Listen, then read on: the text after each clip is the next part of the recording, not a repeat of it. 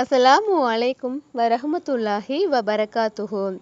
கோவையில் பேரிடர் காலங்களில் மீட்பு பணிகளில் பயிற்சி பெற்ற முப்படைகளின் வீரர்கள் அடங்கிய டெல்டா குவாட் கோவையில் இருந்து நவீன கருவிகளுடன் வயநாடு புறப்பட்டனர். கோவை மாவட்டம் சூலூர் விமானப்பட தளத்தில் டெல்டா குவாட் இயங்கி வருகிறது. விமானப்படை, கப்பல் படை, தரைப்படை ஆகிய முப்படைகளின் வீரர்கள் அடங்கிய இந்த டெல்டா ஸ்குவாட் குழுவினர் பேரிடர் காலங்களில் மீட்பு பணிகளில் மிக திறம்பட செயலாற்ற பயிற்சி பெற்றவர்கள். 25 வீரர்கள் கொண்ட இந்த டெல்டா குழுவினர் கமாண்டர் ஈசன் தலைமையில் கடுமையாக பாதிக்கப்பட்ட வயநாடு நிலச்சரிவு பகுதிக்கு புறப்பட்டனர்.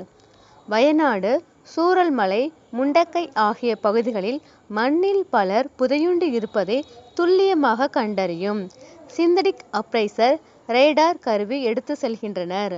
சேட்டலைட் சிக்னல் மூலமாக இயங்கும் இந்த கருவி பயன்படுத்தி மண்ணில் புதைகின்றவர்களை எளிதில் கண்டறிந்து மீட்க முடியும். ரப்பர் படகுகள், ரப்பர் டியூபுகள், உயிர்காக்கும் ஜாக்கெட்கள், டார்ச் லைட் உள்ளிட்ட மீட்பு உபகரணங்களுடன் டெல்டா குவாட் குழுவினர் வயநாடு நோக்கி விரைந்துள்ளனர். இந்த டெல்டா ஸ்குவாட் இதுவரை 18 பேரிடர் பேரழிவுகளில் மீட்பு பணிகளை செய்த அனுபவம் பெற்றது.